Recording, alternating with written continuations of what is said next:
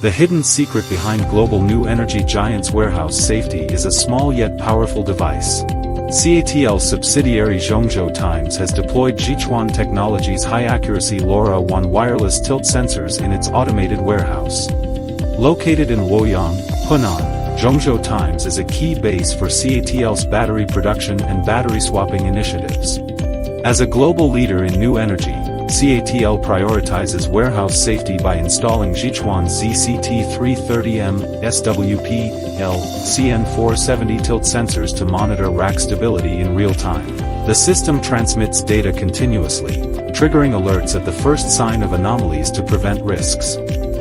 Featuring easy installation without wiring, low power operation, and flexible private network deployment, the sensors ensure reliable and secure monitoring.